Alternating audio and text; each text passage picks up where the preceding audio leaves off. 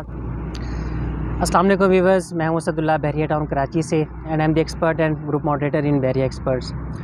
आज की वीडियो में हम बहरिया टाउन कराची की जो करंट रियल एस्टेट की मार्केट है इसके ऊपर हम लोग बात करेंगे कि बहरिया टाउन कराची की जो मार्केट है वो भी किस तरह से जो है वो चल रही है।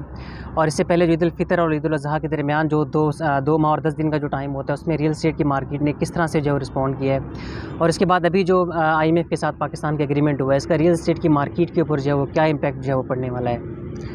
देखिए, रियल एस्टेट जो मार्केट है वो ना सिर्फ बहरिया टाउन बल्कि पूरे पाकिस्तान की जो रियल एस्टेट मार्केट है पिछले तकरीबन 1.5 साल से जो मुसलसल डाउनफॉल का जो है वो शिकार है। और प्राइसेस जो है मुसलसल हमें वो नीचे जो है वो हमें नीचे आती हुई जो है वो नज़र आई हैं। लेकिन जो ईद उल फितर और ईद उल अज़हा के दरमियान का जो टाइम था इसमें कुछ मार्केट की सिचुएशन जो है वो बेहतर थी पिछले 1.5 साल से।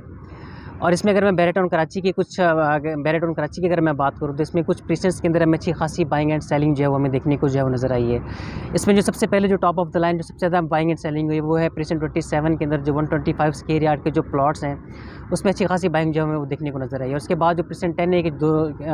के जो 200 गज़ के विलास हैं उनकी भी अच्छी खासी रिक्वायरमेंट ईद उल अज़हा से पहले भी जो है वो चल रही थी और अभी भी जो उनकी रिक्वायरमेंट्स हैं वो मार्केट के अंदर जो है वो चल रही हैं। और इसके बाद जो तीसरे नंबर पर जो सबसे ज़्यादा रिक्वायरमेंट थी वो थी इकबाल विलास की, जो 152 स्क्वायर यार्ड की, जहाँ प्रीसेंट 2 के अंदर इकबाल विलास है उनकी भी अच्छी खासी हमें जो बाइंग एंड सेलिंग है वो हमें देखने को जो है वो नज़र आई थी।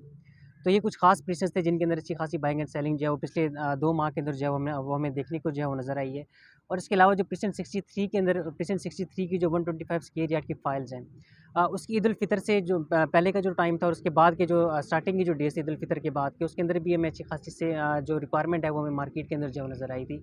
और एक टाइम ऐसा भी आया था कि प्रीसेंट 63 की जो फाइल्स है वो मिलना जो है वो बंद हो गई थी मार्केट के अंदर, क्योंकि उसका रेट भी तकरीबन 2-3 लाख जो है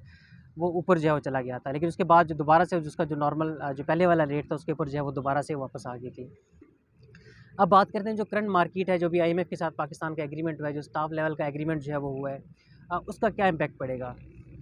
देखिए उसका सबसे पहला इम्पैक्ट तो ये पड़ेगा कि जो पैसे डॉलर्स के अंदर जिन लोगों ने स्टॉक किए हुए थे, क्योंकि उनको ये लग रहा था कि पाकिस्तान इन केस अगर डिफ़ॉल्ट कर जाता है तो जो डॉलर्स हैं उसके अंदर उनकी इन्वेस्टमेंट जो है वो सेफ़ रहेगी और प्राइसेस जो उनकी इन्वेस्टमेंट है वो मुसलसल ऊपर जो हो जाती रहेगी और एक अच्छा खासा रिटर्न जो है वो डॉलर्स के ऊपर जो है वो कमा सकते हैं। तो वो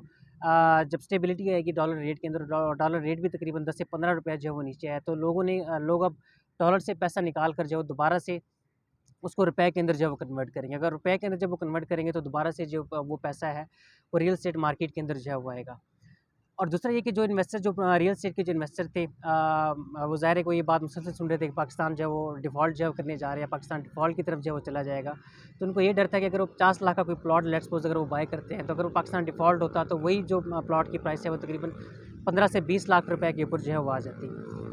तो इसकी वजह से जो इन्वेस्टर्स का जो ट्रस्ट था रियल एस्टेट के ऊपर या प्रॉपर्टी के ऊपर वो ट्रस्ट जो है वो कायम नहीं हो पा रहा था। तब वो ट्रस्ट भी जो है वो दोबारा से उनका जो है वो दोबारा से जो वो बनेगा। और जो चांस की चीज़ें हैं जो कि प्रॉपर्टी की प्राइसेस जो हैं अच्छी खासी नीचे जो आ चुकी थी, तो लोग जो प्रॉपर्टी के इन्वेस्टर्स थे वो प्रॉपर्टी बाय भी करना चाहते थे लेकिन वो बाय नहीं कर पा रहे थे इस वजह से कि पाकिस्तान जो है डिफ़ॉल्ट ना कर जाए। तो वो ट्रस्ट जो है दोबारा से गेन होगा और दोबारा से बाइंग जो है वो स्टार्ट करेंगे।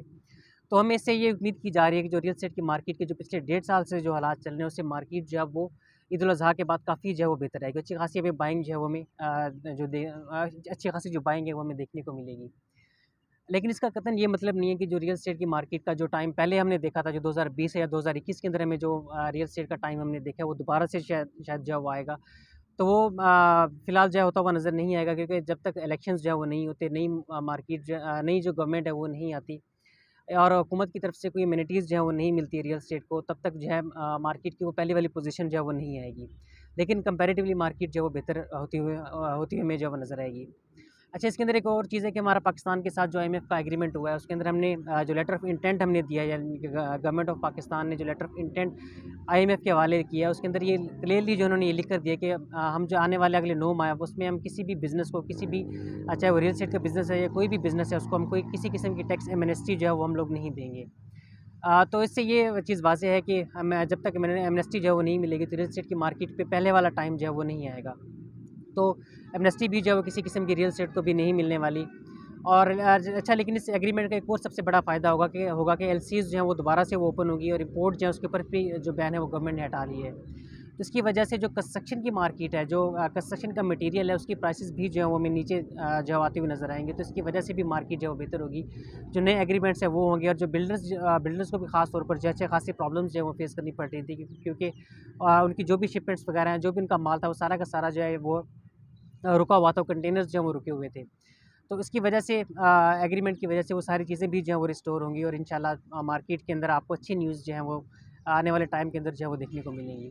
तो ये कुछ मेरा एनालिसिस था। अगर आपकी राय जो मेरी राय से मुख्तलिफ हो, या आप कोई डिफरेंट ओपिनियन हो आपका, तो मुझे कमेंट सेक्शन के अंदर आपने जो है लाजमी बताना है। तो इसके साथ ही मुझे इजाज़त दीजिएगा, अगली वीडियो में दोबारा आपसे मुलाकात होगी। Thank you so much.